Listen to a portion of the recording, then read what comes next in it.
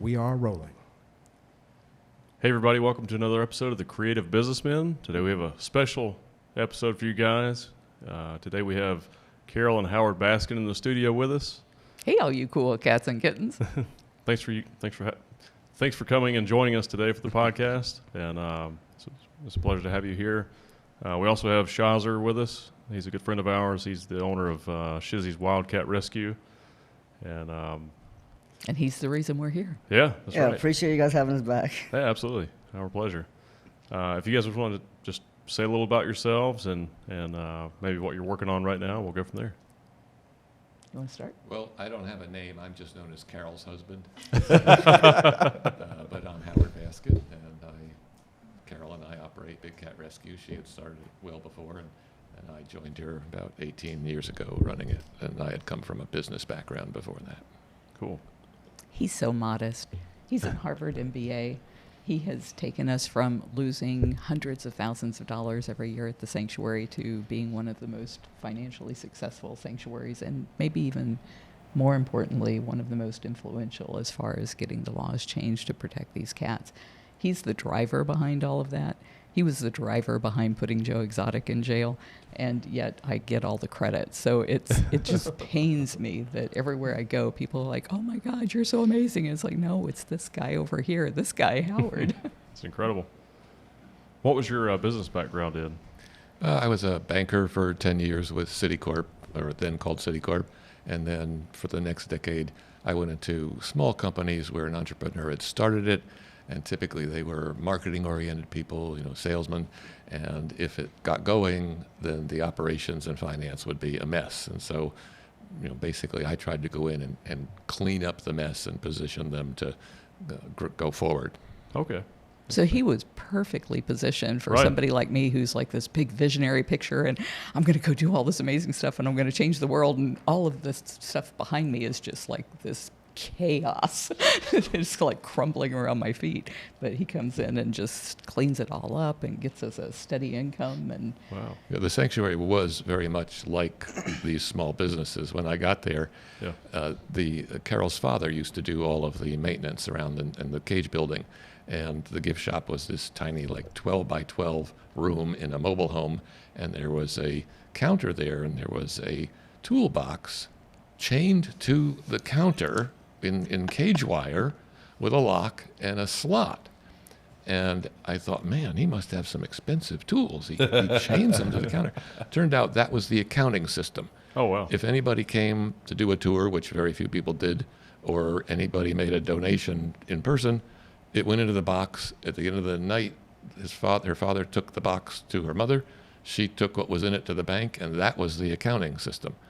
So we started from pretty raw beginnings when it came to figuring out the finances. Yeah. So you rescued the rescue. he rescued the rescuer as well. Yeah.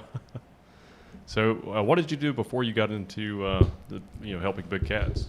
I'm in real estate for a living, and I still do that. Oh, nice. I've been investing since 1984, and my niche market is buying raw land, putting in wells and septics, and then a mobile home, and then selling it to people that can't get credit anywhere else.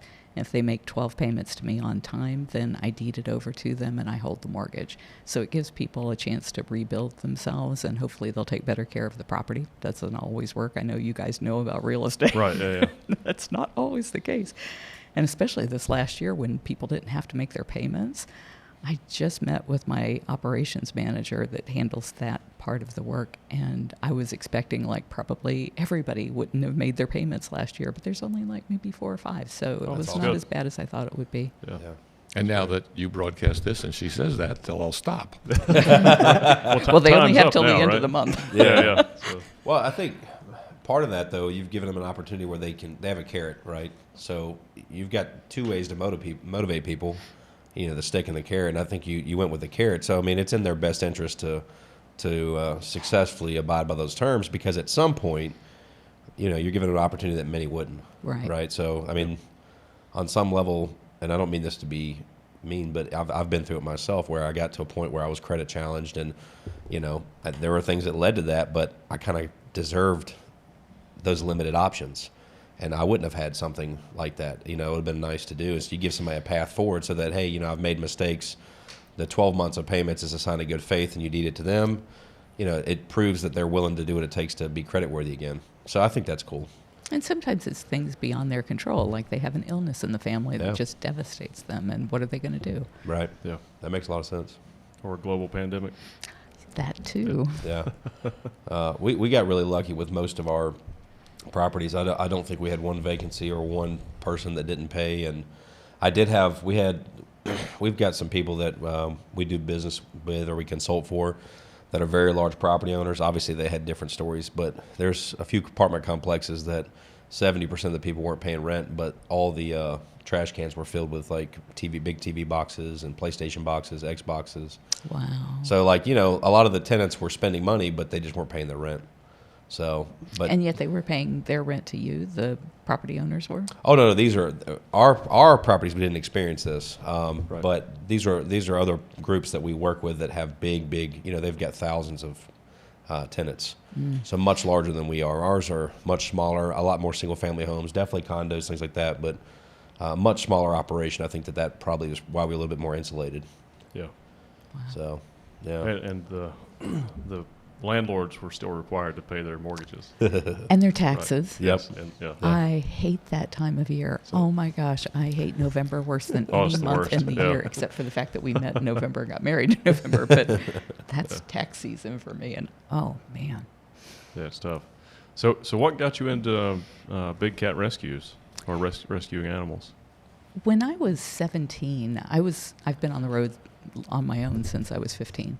Wow. And yeah, in fact, seeing your thing here, I've been 41 years sober. But Oh, congratulations. like, that's quite the centerpiece. But Shaz, you're supposed to tell us that so we can hide those things. Right. I was like, it's better to find out here publicly. Yeah. So I always thought that I wanted to save domestic cats and kittens from being killed in shelters due to overpopulation, which led me to be in vet offices a lot as a child. And so whenever a bobcat gets hit by a car or shot by a hunter, the vet can fix them up in 30 minutes to an hour, but then you're talking months of rehab for those cats to be able to go back to the wild. And so the vets would say, hey, you like cats. This cat is like scaring all of our people half to death because there's nothing more wicked than a bobcat. They are just determined to kill everybody in their environment.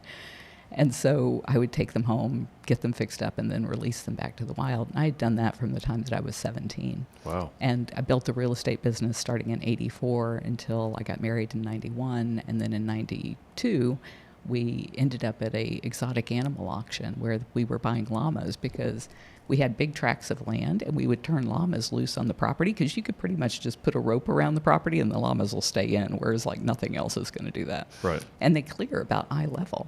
So it was like they do all this clearing for us and we'd move them to the next parcel.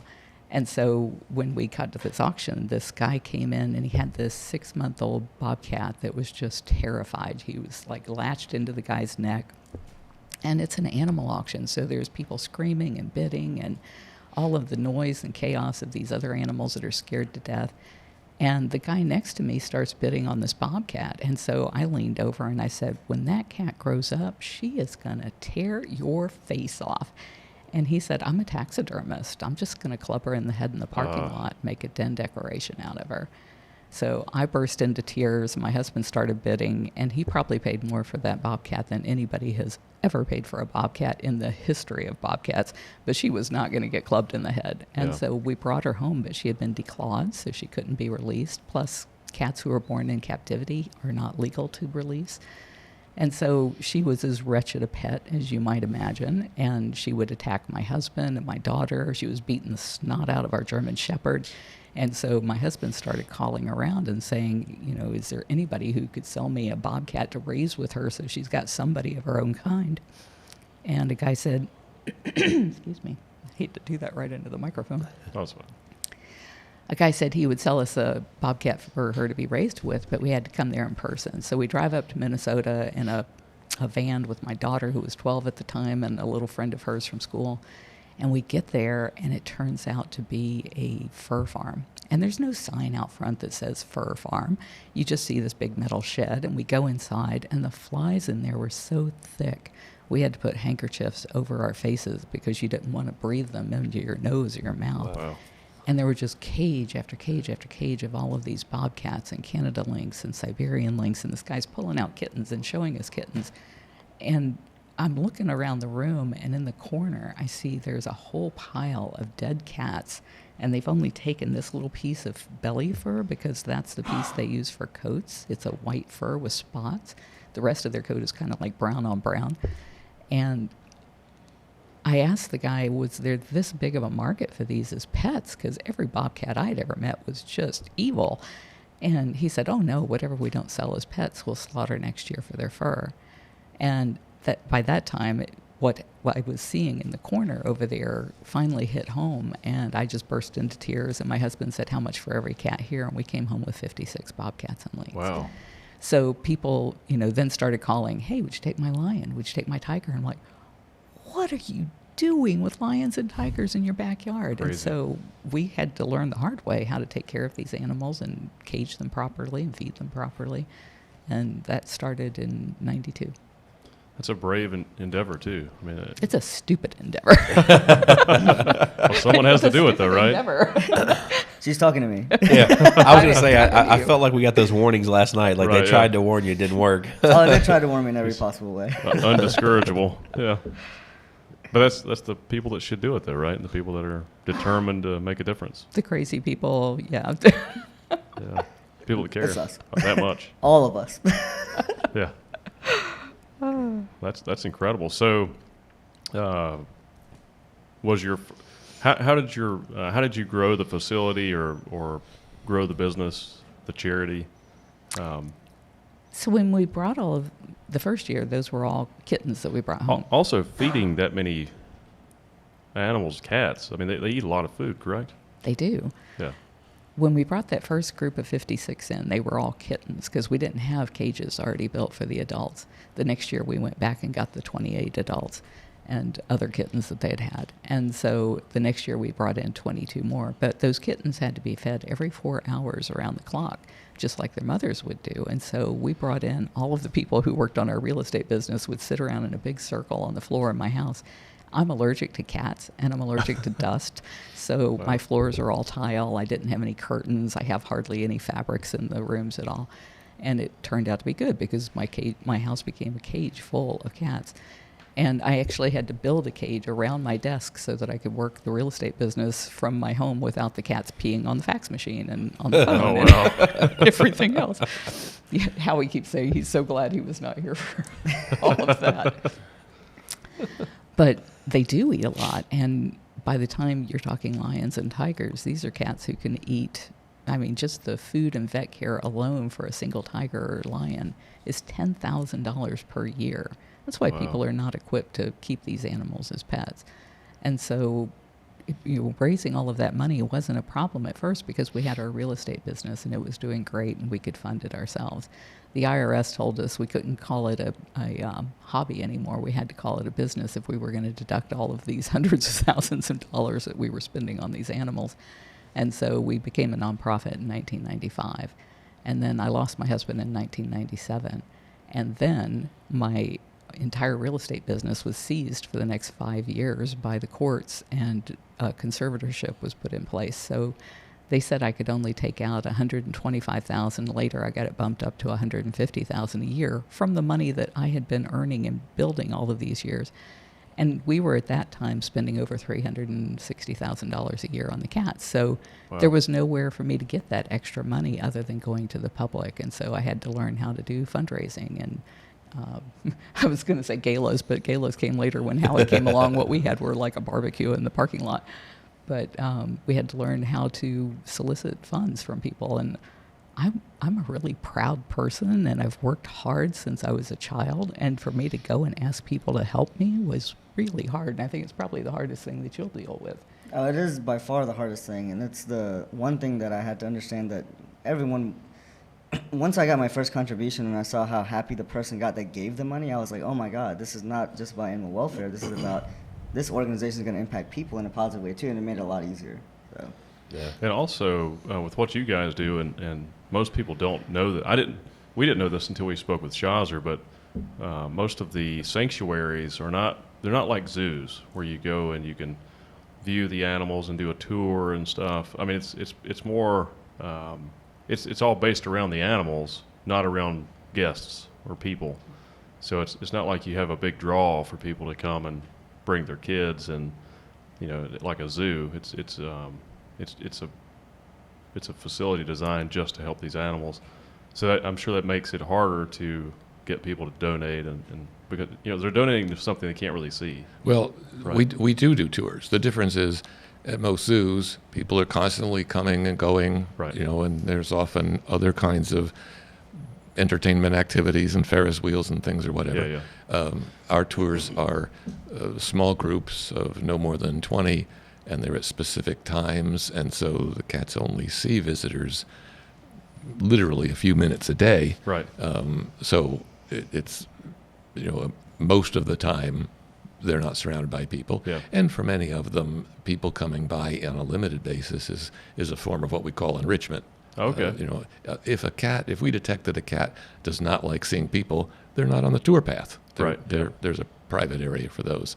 But by people being able to come see, it does help foster donations, and it also helps people understand. People come to us having no knowledge, and the phrase we hear most often as we tell them the story of these cats and explain why we need a federal bill that would stop the cub petting and stop the private ownership, the phrase we hear most often is, "I had no idea."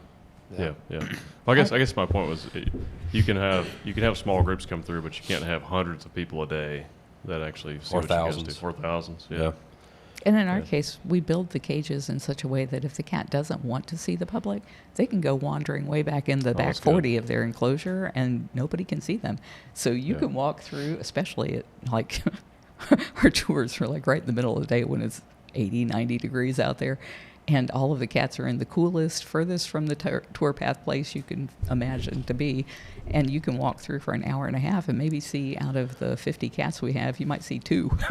So well, it's, yeah. you're right when you're talking about a zoo that's in the business of making sure you see those animals Yeah. versus a sanctuary that's like, hey, if the cat wants to see you, fine. If not, Yeah. Well, that's a great marketing advertisement. Well, I think I think people should understand that this is what you want, though. Like, this is the best case scenario for these animals.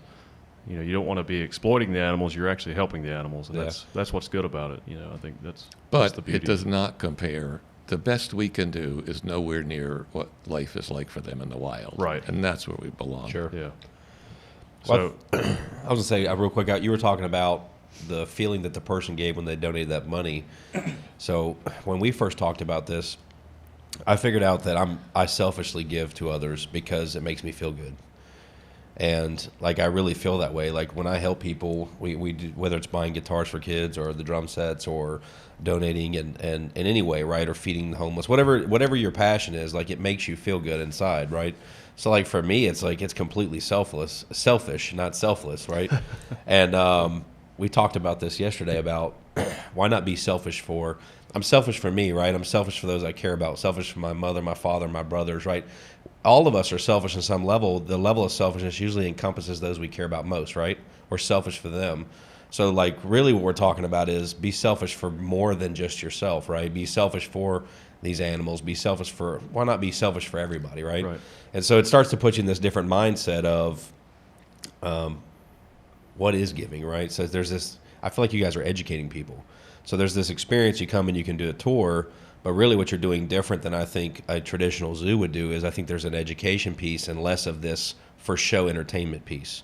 And I know when I've previously had taken my kids to a zoo, it didn't feel like it was about, the animals felt on display and forced to be the center of attention and not really in a natural habitat, and they felt really confined. And I just imagine that you guys are, through the way that you're educating and the way that you present it, it's done in the best way you can, but it's never going to be as good as a natural habitat. And I think you guys are telling people that, which means a lot. Yeah. Well, the analysis you just walked through was one of the first things I found myself struggling with, because coming from a for-profit world, it's pretty simple. I have a product or a service, I deliver it, I know who the customer is, and the money comes from the customer. And when you have a nonprofit, the product or service you're delivering is either to people, or in our case, the animals, but the money is coming from somewhere else. So I was like, okay, so who's the customer? Well, the customer is whoever the money is coming from. Right. So if the customer is the donor, what's the product? And the product is satisfaction. And I've actually said to people, if when you write the check, you don't get a great feeling that you're doing something meaningful with your life, that you're creating a legacy, a personal legacy, then you're donating to the wrong place. Yep. Right. And yeah. Good point. Don't find a cause that touches your heart in a way that you get that satisfaction. You just got there quicker than I did. No, it took a while to get there. It's just, I've just been thinking a lot about it. There's a lot of self-discovery that's come in over the last, a little over, I'd say a year and a half. And through conversations with Shazir, through conversations with Neil, and through others, and just broadening my understanding. Like, I don't know, there's the way that you want to project things to be, and then there's the way things really are. And like, I'm starting to care less about who I project myself to be, right? And care more about just being a good person in general. And then what does that mean? What does that really mean, right? Well, I think that boils down to caring about what you think of you, not what other people think of you. Right. Yeah. We're pretty good at that.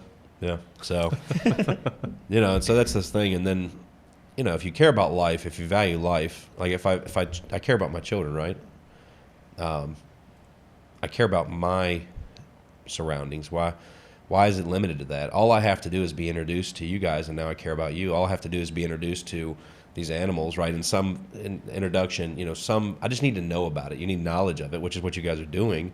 And then that opens up the ability for people to care and understand. And like you said, I said to Shazir, we're like, I had no clue. I didn't know I was doing something, because all I saw was the commercial side of it, right? All I saw was, this is a zoo. Zoos are designed. This is the process. These are the roadside sideshow zoos. These are the carnivals that pop up, and it just seemed normal, right? And I thought it was normal until we had a conversation. A year and a half ago, 15, 16 months ago. It's crazy how fast time flies. And one of the first conversations that we had about a contribution was, first off, Daniel Neal helped us get through our COVID. Whenever we lost the Comic Dimension event that we were going to do with Jess, whenever she was coming down, we probably lost at least $25,000 from that event. Sure. We had to give up a charity basketball game where we had NBA players and NFL players coming out. So I came to Daniel Neal and had an open conversation about what we needed to get done to continue to fund ourselves for the habitats and everything else in between. And this is the conversation that Daniel and I had about, what is the product, who's the customer, et cetera, et cetera. But he said something that was really important. So anyone else that's watching this that's an entrepreneur or wants to start a nonprofit, at the end of the day, he mentioned, we still invested in you because of the entrepreneur. We think you would be successful going forward.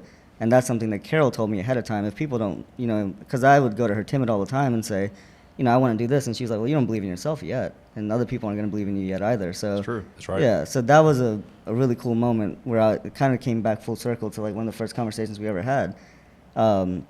So talk about that a little bit. Like, I want to talk about that because to me, the most important character trait after integrity is persistence. Yeah. And Shazir is so freaking persistent. He would not give up.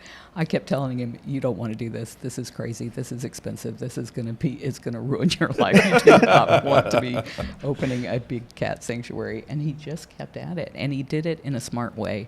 He built friendships with people like you. He got the right property. He's getting the accreditation. He's doing everything by the book. And he's the only person that we have gone to do a fundraiser with because of his dedication and his persistence. And my annoyance to Howard, because I'm like, Howard, we're doing something in the future. What is it going to be? Well, he trained me to text, because when he started texting, my answer to people when they texted was, look, I'm not 12 years old. I don't text. Send me an email. Yep. And I just couldn't dissuade him, so finally I had to start texting. Which has been great. Thank you. You're welcome. Yeah. My legal team tells me I've got to stop texting and email, and I'm like, you guys are just behind. But, they still get on to me about that. So I think it's also part of the education system you come from, right? Like everything I do involved with that university is all through email, right? Like they don't allow texting. So I think it's ingrained in us. Who knows? One thing when you said earlier about being selfish and expanding your what you're selfish about, the things that you're selfish about. I have a big desire to make a difference in humanity, and I think more and more people have the same desire today. And I think even helping charities like a Big Cat charity or a sanctuary, it does that as well, because it's educating people to be better. I think that if you follow the progression of humanity, we get better. The data shows that we're getting better, and just explain to people like, hey, these are wild animals. You shouldn't own them. They're not only dangerous to you, but they're also dangerous to other people if you can't properly care for them. And if you're keeping them at your home, you definitely can't properly care for them, and you shouldn't take them out of the wild. And I think teaching people to care about all of these types of causes actually teaches people to be better people.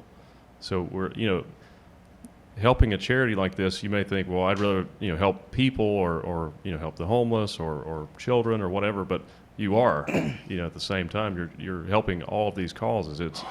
It's all growth, and you want every area of our society to grow in a positive way. And so, helping a cause like this is contributing to that, and I think that's very important. Well, and some people ask the wrong question. Occasionally, someone will say, well, what's more important, helping people or helping animals? If we don't stop the degradation of animals in the wild and the loss of the apex predators, there isn't going to be a humanity. Right. People don't realize that the entire system depends on this balance of nature. And Yeah. Richard Attenborough just did a great documentary that we haven't finished watching. Breaking Boundaries, I think, was the name of it. Which makes it so clear that, if we don't stop letting these animals go extinct, we're doomed. Right, and their habitats. We're destroying their habitats, which, the whole planet is a synergistic thing. It's all symbiotic. So if you take one chunk out of it, then it messes up the whole thing. Yeah. You break the system. Yeah. Absolutely. Yeah, no, I agree with that completely. And you had said, what was the thing? And she said, I want to talk about it, right? Sorry. No, I like that. So what you touch on, though, is there's something, and I think, Howard, I knew I liked you last night. I didn't know you went to Harvard. It made me like you even more. You saying you liked me last night may give people a very wrong impression of what went on last night. This guy is suave. Let me tell you, this guy is a romantic, and he's definitely got the Rico Suave going on, and let me tell you, and he's slick. He's like, things are gonna get weird before they get better. Yeah. We're gonna make things real uncomfortable here. No eye contact. That's what makes it uncomfortable. But no. Last night I could tell I enjoyed your company. Right. I enjoyed the conversation and along with everybody's there. But one of the things that I look for in people is, and it's a spark. It's something. It's passion. Right. And he had that. Right. And so as an entrepreneur, we meet people that aspire to do great things all the time and never act. Right? Like they think they want, whatever the goal is, they want to, everybody, how do I help? How do I start a sanctuary, right? Everybody probably asks that because their very first thing is, how can I do it? Which is normally selfish, right? Not how can I help contribute to the cause? How can I be a part of it, right? It's more so they internalize and say, how can I do it? But most people will never do the things that's necessary, which is why you discourage them. Like you basically said, I don't think you understand what level of dedication it's going to take and the time that this is going to take from your life, the energy, right? Like the responsibility. And so when he came to us, like I could see the passion, I could see the drive, I could see the same way that I feel about certain businesses and certain things, like I'm going to see them through regardless of outcome. And that's what when we talked, we're like, look, this isn't about money for him, right? He's pursuing something regardless of what everybody else says. And like that passion, that level of passion is what made me go, he'll be successful. And I do think he threw me off when he said, the number one goal, he said, what's the greatest wish or something like this. And he said for me to go out of business. And you got to understand, like, I was like, what? The way he looked at me was like, are you an entrepreneur? And I was like, I am, not here. Yeah. Like, yeah, and so, I mean, but it made sense. It took me a while. It kind of shook me a little bit. I'm like, why would you create a business to go out of business, right? But the goal was not to create a business for the sake of business or the sake of capital, sake of revenue. The goal is to create a business to solve a problem. And if the problem is solved, the business is no longer needed. It took me a while to get to that, right? Like a long time to figure out that made sense. Because like my mind, I'm definitely a capitalist person. I believe in capitalism, but then I also have turned into a socialist. Like I'm capitalist in nature, as I want to go out and I want to garner wealth, but it's only so that I can give it to those things that I care about, either those people or those organizations, those things I'm passionate about, right? So it's kind of funny how it works out, and I just couldn't understand why would you create a business to go out of business, right? But when it clicked, it's like this makes perfect sense, and I hope I think you will do it at some point. I think it's a long journey. Sure. Yeah, I genuinely believe that what we're doing is going to put all of the sanctuaries that should be out of business, that want to no longer do this, out of business. Yeah. The Big Cat Public Safety Act, the contributions from you guys, the people of influence that we've gathered that can make a bigger impact in the world by just their voice. The combination of all that stuff will put the people that want to go out of business. Yeah. For the right reasons. I agree. And you're a good entrepreneur, or you have a good entrepreneurial mindset. So I think, even if this problem is solved over the next couple decades or so, then you'll find another cause to support. I mean, I think you like to do things that are bigger than you. Oh yeah, I'm far more a philanthropist than an entrepreneur, but you have to be both in order to be successful in one. Like the greatest museums in the world have hundreds of millions of dollars every year that they're spending, and going back to that conversation that Daniel and I had, because I feel like you were on board immediately to like saying, let's do this, and Daniel was like, hold on, yeah, you want to go out of business, Yeah. And so this is the progression that I see in people's mind whenever they want to make a big contribution, because you want to know when you donate or you give money away, you want to make sure that thing lasts, right? Like you want to know like there's a legacy there. Like I want to give money to things that are going to prosper and do really, really well.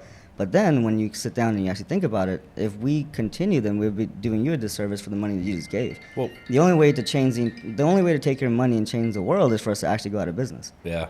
And see, actually in the beginning, when he very first told me, I literally, Howard, I was thinking in my head immediately about the conversation you just had with yourself, like who's the customer, right? Like how do I generate revenue? I was sitting here going, man, this guy's got it all wrong.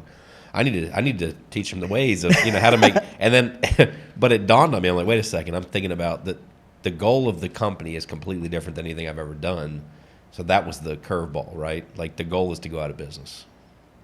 It just took some time for me to digest. My reservation at first was you hadn't built the sanctuary yet, because I had asked you, like, hey, can we go see the sanctuary? And like, oh no, that's why we're raising money, because we want to build it. Yeah. But then I learned the people that you were connected with and the other people that were supporting you had big names behind you. So, and we have mutual friends, and it's been a story for us for 7 years. I mean, whenever we started, we raised money for 5 years without spending any of it, and we raised over $1 million to get the property and to get everything set up, and I look back at it now and I'm just like, man, those people really believed in us to put that money forward, and back then we didn't have big names. So I think it goes back to that idea of like, you're going to be successful no matter what, but we need to pick up those people as we go. But these guys taught me so much, and Howard's far more humble than he should be with all the stuff that I used to bug these guys all the time about how do I do this or that. And even when they would discourage me from doing certain things, they would drop tons of knowledge and enough for me to like go out there and do stuff. Like whenever Carole told me that I was like, how are you generating the money to feed the cats? And she was like, it's through my real estate business. I got 2 loans to go out and buy a condo that I still own on Belmont in High Point. So like those things mattered at that moment. So it even created my entrepreneurial journey, like the path for it. Yeah. I did not know that. Wow. Yeah. And, well, go ahead. Well, one addendum to the idea of going out of business. In our case, because we're much further along in this evolution, whereas Shazir is just starting, but one of the differences between us and other sanctuaries that came from my banking background is when I looked at our commitment to the cats, to me it was like a pension liability. It was no different than the old GM-style defined benefit plan. I mean, if we take in a 10-year-old tiger that could be expected to live to 20 and it costs us $10,000 a year, we just made a $100,000 future commitment. And I said, companies have to fund, or at least partially fund that. We need to fund that. Yep. And part of what drove that was 9/11, which happened before I got involved. But when 9/11 hit, the donations stopped, the visitors stopped, and Carole was literally selling her household goods. And my favorite car. Wow. So, a big part of what I viewed my job as is making sure that that didn't happen again. And now, as we have COVID, it didn't happen again. So each year, once we started having positive cash flow, which we did not have it when we started, roughly half of it went into reserves, and half of it went into capital improvements for the cats, and over time. So now, we're sitting on these reserves. We know right now, if everything stopped, if we had no revenue, we know we have enough to feed all of the cats until the end of their lives, which is a very comforting place to be. Right. And at the point where the federal bill passes and the breeding, stops almost totally, and gradually the cats die out, what we're left with is these reserves and a parcel of land that has grown in value to, $6, $7, $8 million. Now, each year, starting probably 6 years ago, we decided to take a portion of our revenue every year and donate it to projects in the wild, what they call in situ projects, working with the cats in the wild. And it's kind of like tithing. We said, look, let's take a portion of that and start now, not wait till the end. Right. And usually we focus a lot on the smaller cats, which nobody has heard of. Everybody knows about the tigers and the lions and the leopards, but there aren't too many people that know about the fishing cats. And so we donate typically about $100,000 a year. Now, at the point where we no longer need these reserves and no longer need the land, then, we won't be a huge foundation, but, we'll be in the $10 to $15 million range, where we can give away $1 million a year instead of $100,000 a year to those projects. Now, are you guys still taking in new animals or no? We Mostly haven't the recently. rehab. Okay. But We take in rehab every year because they can be released back out to the wild. Oh, nice. We haven't taken in any big cats in 2 years. Well, one of the very satisfying things that's happened particularly in the last couple of years. I mean, if you think about how social change happens, I actually wrote an article that was published in Britannica, my one credit as an author, and I made an analogy between the battle for women's suffrage and what we've seen in animal welfare. And people forget that it was only 100 years ago, almost exactly, that women federally got the right to vote. And so we take it for granted, but that effort that ended in 1920 started in 1850. And the original suffragettes were beaten, thrown in jail. Somebody in Congress stood up and said, I can't believe we would consider giving these irrational creatures the vote. And that was the social norm at the time. Yeah. And what you find is very, very slow progress. And you find these people you talk about persistence, staying at it. And then you start to see some gains. And you see one state give women the right to vote. And it takes years, and another state, and then more rapidly. And gradually, society's view of something changes. Well, that's almost exactly what we've seen in animal welfare. The modern animal welfare movement pretty much started in the 1950s when books came out about slaughterhouses and all these things. And the progress, if you look at, for instance, the use of fur in clothing, for years, very little happened. And then around 1990, one designer said, you know what, we're not using fur anymore. And it took like 4 years for the next one. And then they started piling on. And now there's about 50 of them. It's the outliers that still use fur. And what you find is a tipping point and then this accelerating curve of progress. Yeah. And for a good part of the last 18 years, we're out there battling against the Doc Antles and the Joe Exotics and the Jeff Lowe's and all these people with very limited success, trying to get law enforcement to do more, trying to change the laws. And now, just in the last couple of years, that exponential curve has started. So, we're kind of exhausted from the excitement of this accelerating activity that's happened. And if you look at just the last year, since Tiger King, Tiger King was a personal nightmare. The producers are liars and really dishonorable people who really misled us. But it created this awareness, and it showed that the people who do this cub petting are, by and large, not a very reputable bunch of people. Right. They didn't come out well, and I think it made it more law enforcement. And so what have you seen since? The stars of Tiger King are falling from the sky. Yep. You go, Tim Stark was in there, and he's lost all of his animals, and PETA just got a judgment that he has to pay them their $750,000 in legal fees on top of having lost his animals. That happened last week. You've got Jeff Lowe has lost all of his cats, and I suspect soon will lose all the rest of his animals. Doc Antle, the smartest, richest, biggest of them, is under indictment by the Attorney General for Virginia for 15 counts of animal abuse and trafficking.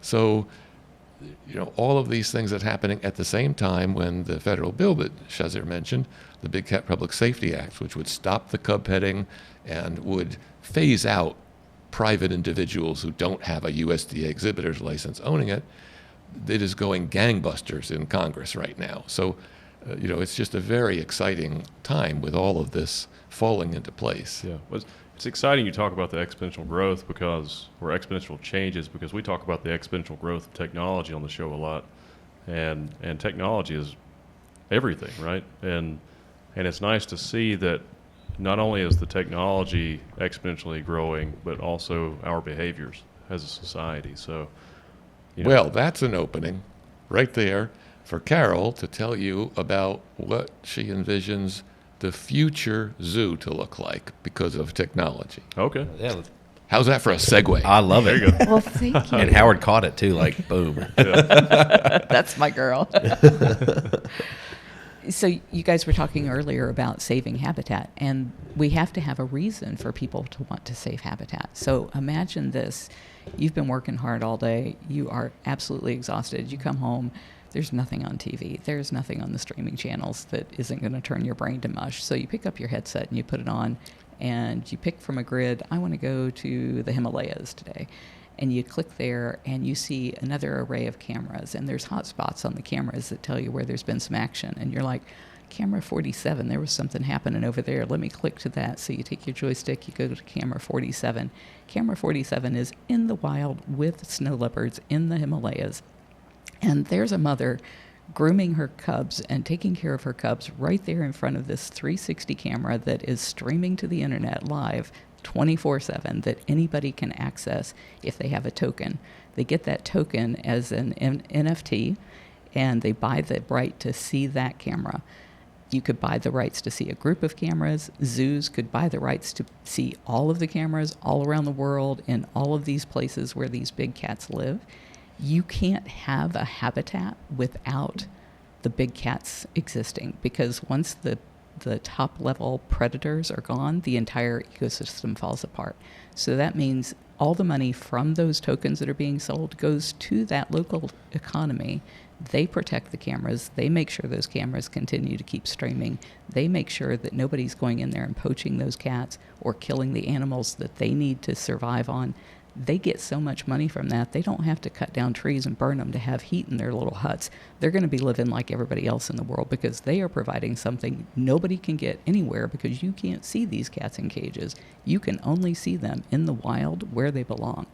And that is what's going to save this entire planet. So when you're talking about saving children or saving animals, no, saving these animals is saving this entire planet for your children. And let me just clarify for your audience who may not be familiar with this. When she says put on a headset, she's not talking about this kind of headset and watching on your TV screen. She's talking about a virtual reality headset where when you click and go there, you are there with the animals. Yeah.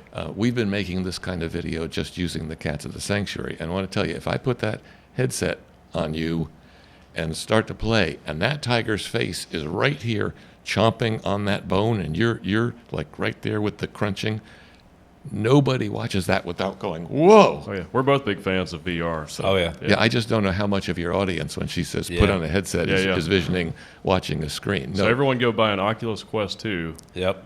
and sign up.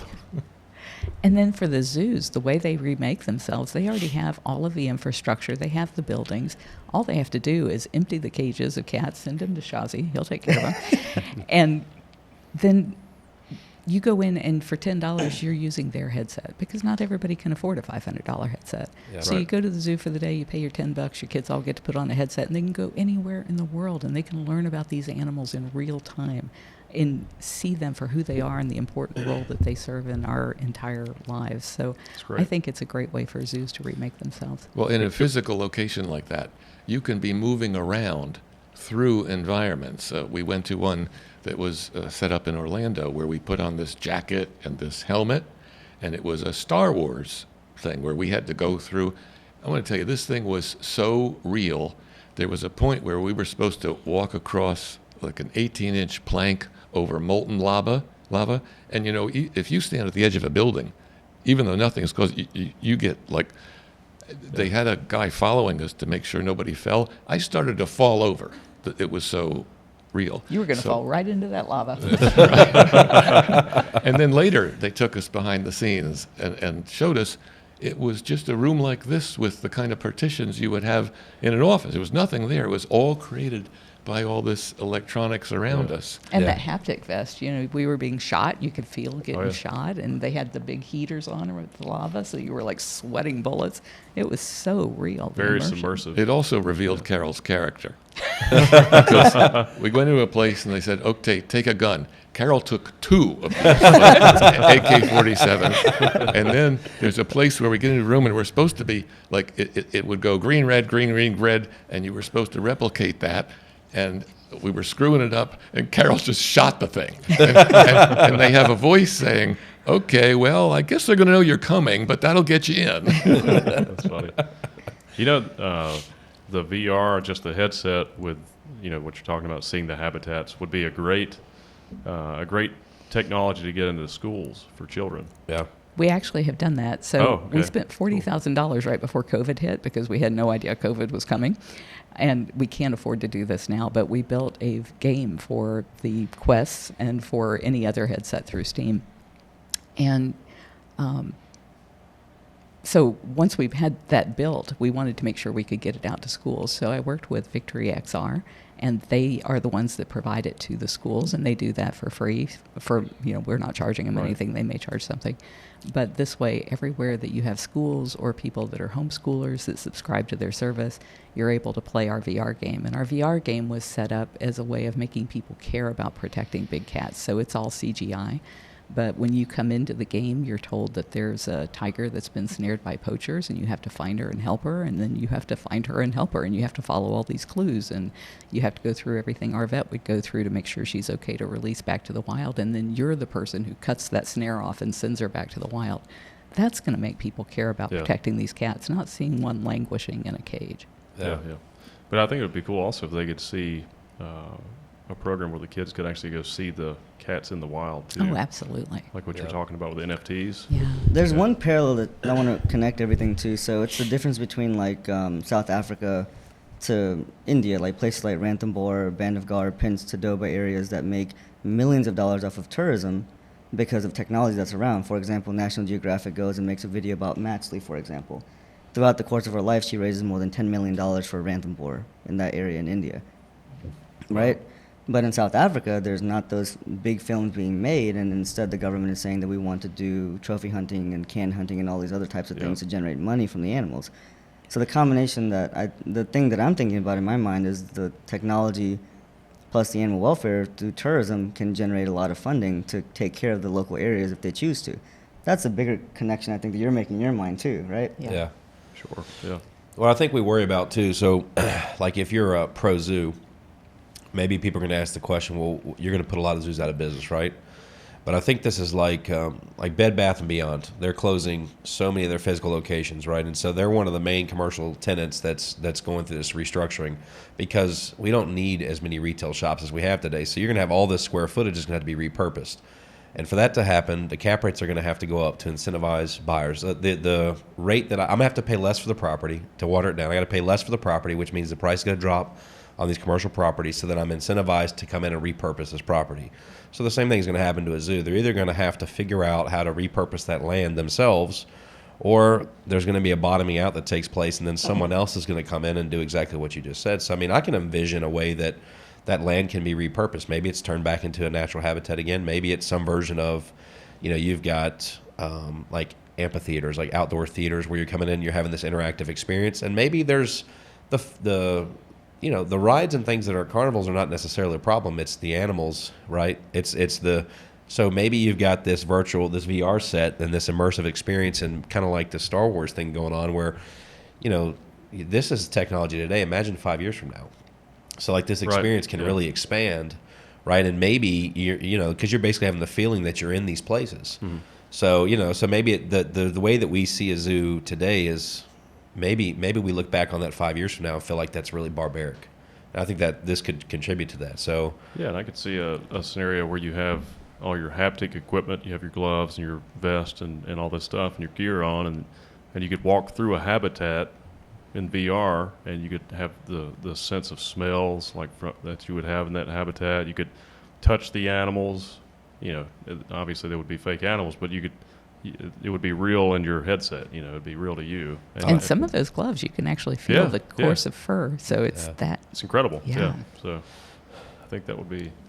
If it's that immersive, I'm not going to want to touch them. I'm probably going to keep my distance, like you with the lava. Like I'm thinking, here to the wall maybe is about as close as I want to get. They could simulate you being attacked by the like if I can feel or hear the breath, I'm too close. Like, what was the word she used last night when she could tell that one of the girls at dinner was saying that the lion, she made a sound? Chuffing. Oh yeah, chuffing. That's interesting. Yeah. If I can hear that, I'm too close. I want to be like at the very. I want to be. Just I don't barely be able to hear that. That's about like my comfort level, I think. So, yeah, I think every time I come here, afterwards, whenever I leave, I get a call from one of you guys, and we're like, man, that could be a business idea. I feel like this is it. Yeah. Yeah, somebody please run with this, because I'm old. This thing needs Challenge to happen. accepted. We'll do it. Yeah. Well, and if you look at what happened to Ringling, and we talk going back to the change in social norms and what the majority of people believe, Ringling closed because more and more parents said, that's not how I want my children to learn animals should be treated. Yeah. And what's happening now is there are more and more articles. There's just one last week in the New York Times questioning whether zoos are something that we should continue. And I think we should, but in this form, I think each of these zoos could convert to exactly what you were describing, and have a business that had no negative effect on animals, had only positive effect, and so much more money that they could raise from that. Well, and the cost of operating it. I was going to say your cost drops drastically. Yeah. So. And we shouldn't lump all zoos together. Look, the roadside zoos, what we call roadside zoos, right? These places do not belong. They should not exist there. Right. Yeah. In the large AZA accredited zoos, they have standards where at least the animals are going to get space. They're going to get proper food. They're going to get proper veterinary care. Right. Yeah. And so, but the question is, and within that community, there's a growing recognition that there are some animals for whom that's not enough. And so I think 20 of the there are about 250 members of the AZA zoos and aquariums, and I think 20 of them have decided, we can't give elephants that roam, who by nature roam 50 miles a day, a life that is going to be humane for them, and have stopped having elephants. And the zoo director who first did that put his career at risk by doing it. I mean, he's a hero. He took so much flack for doing that when he did it. Oh my gosh. But he kept his job and is just now finally retiring. But there's a question about the same kind of question with big cats. We have one of the largest zoos in the country, 30 miles from here. It's the North Carolina Zoo. And they have some really huge habitats, but it would be great if maybe the zoos started adopting a policy where they would only take in animals that needed sanctuary instead of I'm not sure how they do it now, but I know some of the animals are animals that need sanctuary. But there are a few of the what we would call the more progressive AZA zoos who actually do that.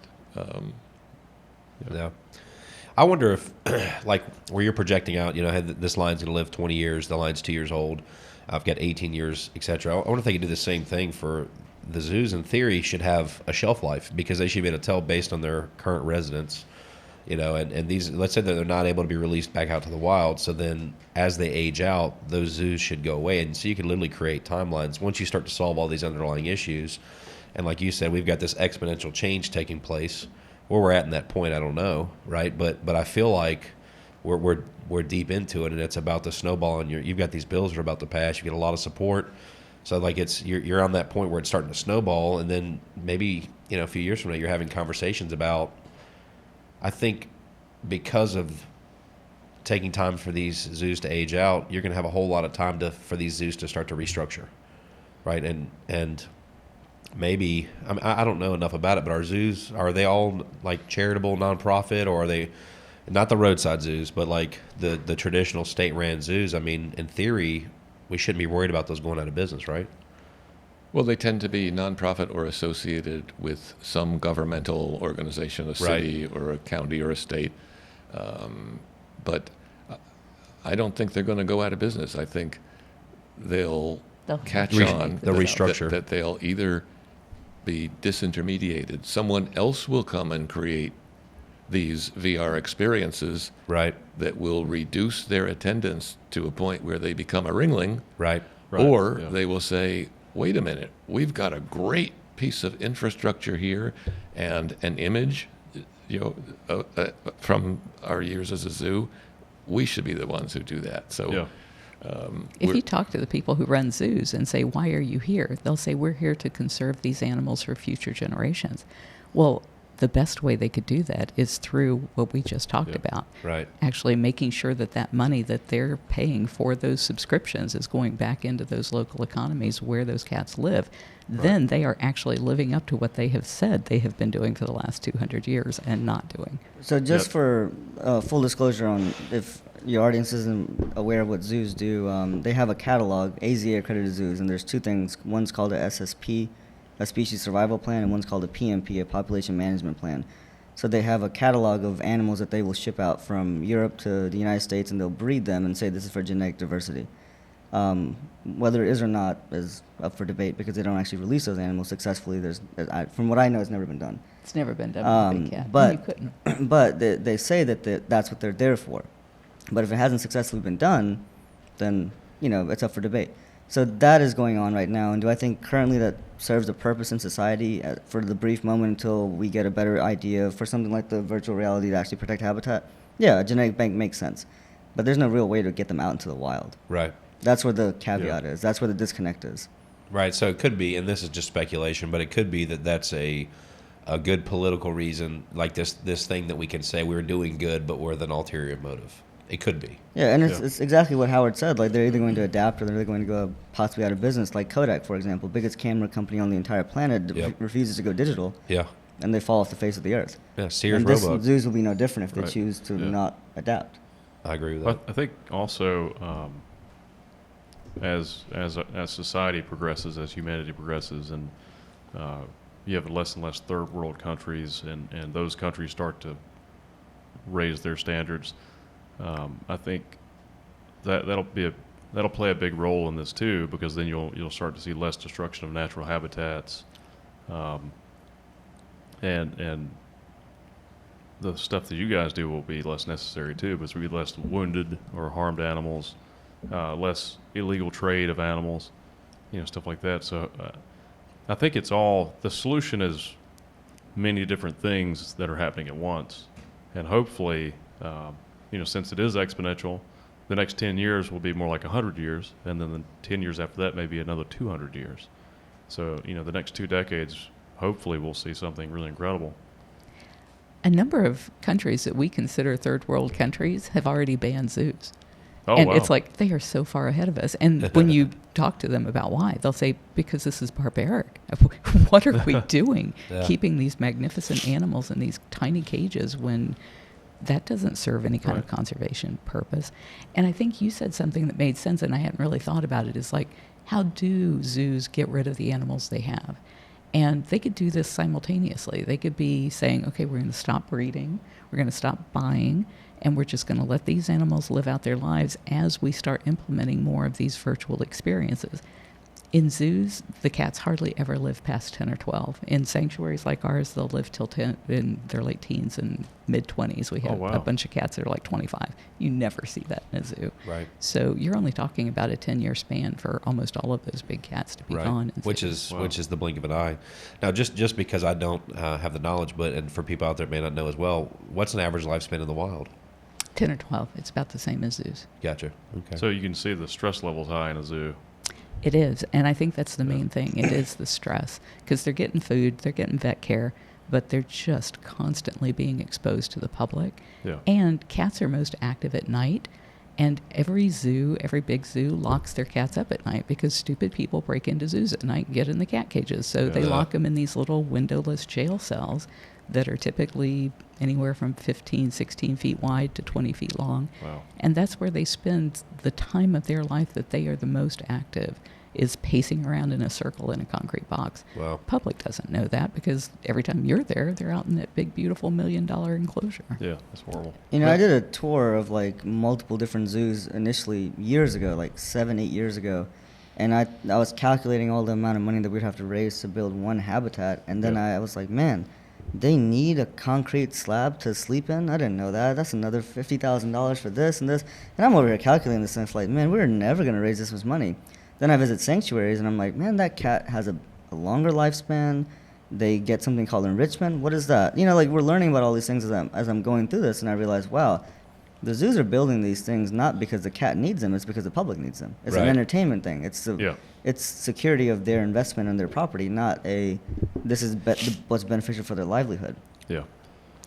You said something interesting about the third world countries banning zoos and stuff like that, and I've recently talked to Daniel about how third world countries would be a big opportunity for us to go in and figure out new types of infrastructure, because here we have a lot of antiquated infrastructure, and we need to make changes. We need to figure out better ways for the power grid to be more self-sustaining, using more solar and stuff like that. And you can go into these other countries that are third world countries, and you have a clean slate, so you can figure out what works and what doesn't work. It seems like a great opportunity for entrepreneurs that are wanting to explore development and stuff like that, and you would just inherently find solutions for these issues just doing that. Yeah, and green solutions. Yeah, right. Yeah, self-sustaining or sustainable energy. Yeah.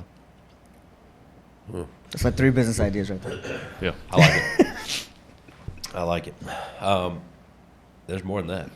Yeah, many good There's a lot. business ideas. Well, this morning we really got a vivid example of the difference we were just talking about between being raised at a roadside zoo versus at a sanctuary. Right.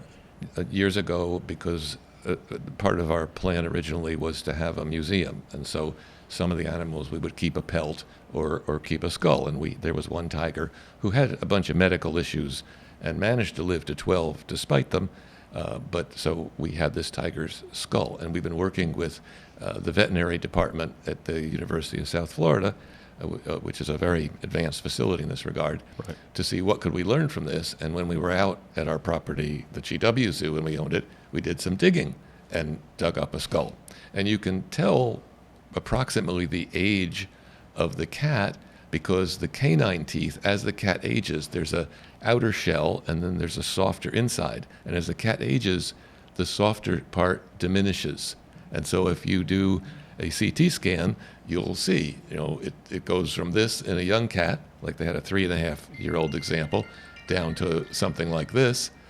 And his comment this morning, is that me?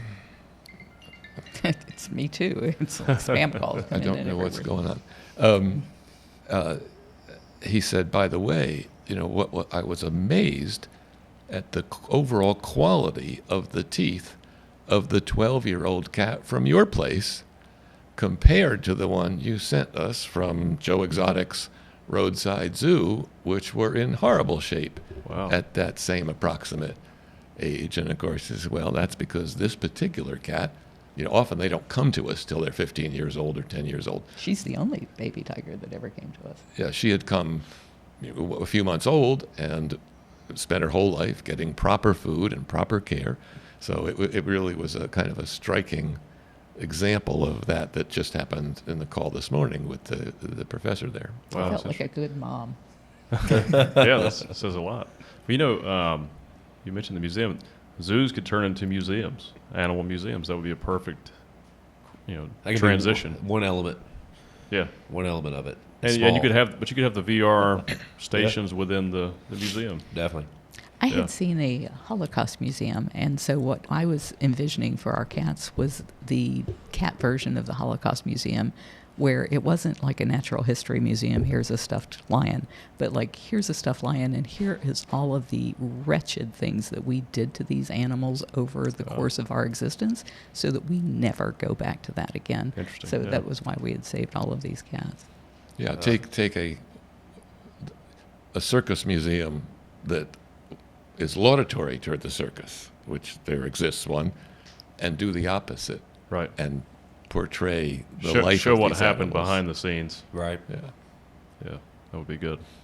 Which I think that's part of the benefit of these and the internet and connectivity is, we're exposed to so much more now. We're much more aware of, not only the good things but the atrocities in our society. Yeah. And drones. How much have we been able to expose just by having drones available in the last couple of years that the public would never see behind the gates of these horrific places? But now we can get visuals of this is how these animals lived, the ones you don't see in the cages out front. Interesting. Yeah, I didn't even think about that. Yeah.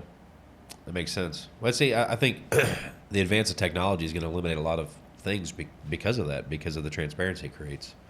There's good and bad to that, but I mean, I think far more good than bad, right? It's all good in my world. Yeah. Right. Yeah. Well, I figure if they want to peek through my window because I like to walk around in my birthday suit, that's their business.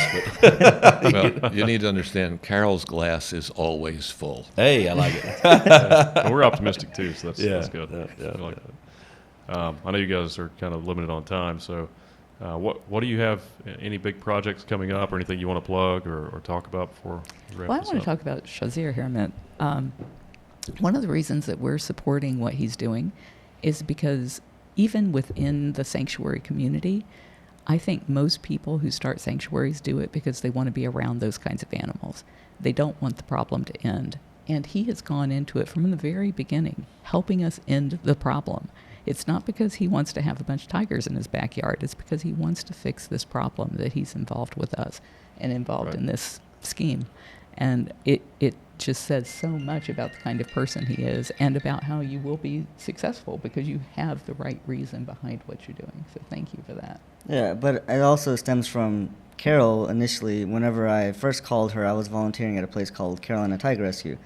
And Carolina Tiger Rescue, Roger Harvey, who's the site manager there, is helping us to build our facility now. And we have a great relationship there. And I was like, I want to branch out and learn from other people, and they recommended reaching out to Carole. And there was a roadside zoo that was here locally in Greensboro. And I was like, I want to get them out of here.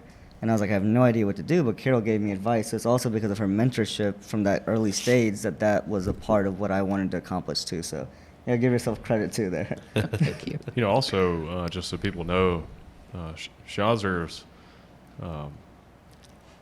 Big Cat Rescue, or it's not a convenient thing for you either. He also has his own business responsibilities, and he's a busy guy, and he sacrifices a lot of time to commit to Shizzy's Wildcat Rescue and building that facility, and it's not close to here either. I mean, how far is it? It's about 2.5 hours away from here. Yeah, Yeah. and you're there pretty often. So Whiteville? So Columbus County in Columbus Fairbluff, County. yeah, really Yeah. close to Whiteville. Yep.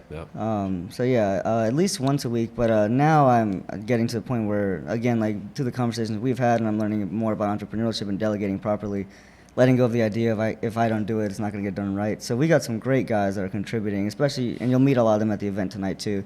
So there's been times where I can go out to LA and generate, $10,000, $20,000 in contributions for us, and I can do the fundraising portion. I know things are still being built on site, and they'll host volunteer events for us and stuff like that. So it's a far more advanced effort at this point. Right. So I feel like I've taken the stuff that you guys have taught me, and we're gonna change the world with it.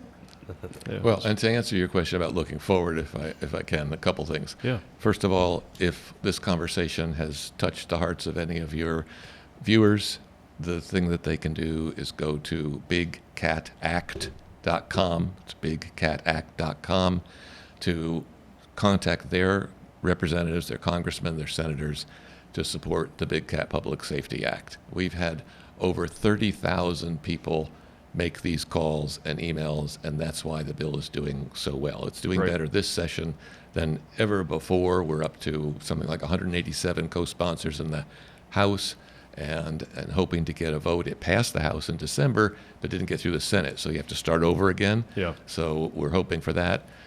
There are also 2 films to watch for. They're not out publicly.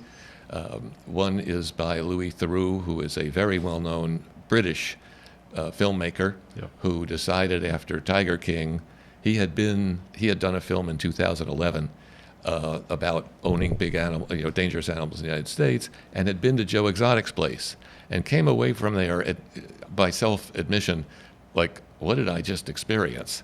And then after the whole Tiger King thing, he said, wait a minute, we got to straighten this out. And so he has created a documentary that we helped with, titled in a kind of fun way, Shooting Joe Exotic. And it played in the UK about 2 months ago to very strong reviews and viewership, and they're looking for U.S. distribution. So when that comes out here, and then there's another documentary that just was filmed, just was at the Santa Barbara Film Festival and got outstanding reviews, called The Conservation Game, with the emphasis on con, like con artist. Right, yeah. And it reveals how some allegedly beloved conservationists, these celebrity conservationists, which we call faux conservationists, like Dave Salmoni and Boone Smith and Jack Hanna, the most famous, who you would see on these late night TV shows or early morning shows with the animal and saying, this is an ambassador animal, oh, it came from the zoo, or it's going to go to a sanctuary. Just absolute lies. Jack Hanna used to get these cats from some of the worst backyard breeders, take staff from those places, put a Columbus Zoo t-shirt on them, or a polo shirt, and go on these shows. And so it reveals all this, and the fact that he gets all of them on tape admitting that once the animals get too big for the shows, they have no idea what happens to them. They just disappear. And so next week, that's got a small premiere showing in DC, and at some point will be out publicly. So I would urge your viewers to watch for that. It is really powerful. The people are going to be very surprised at how they've been duped. Great. That's good. And what was the website again? Big Cat Act. Big Cat Act. So go to .com. bigcatact.com and support this cause. And it's bipartisan too, so Yes. Very much so. a lot of support. It's great. And then real quick too, your website for Shazy's Wildcat Rescue, is that right? Yeah, shazyswildcatrescue.org. But yeah, focus on the bigcatact.com. That's the main thing that we want to get across. That's the permanent solution to this problem. Yeah. Great. Well, thank you guys so much for being on the show. Thank you for having us. It was a pleasure. Pleasure. Yeah, always a pleasure, guys. Absolutely. And if you guys enjoyed the episode, be sure to like and subscribe. We'll see you next week. Bye, guys.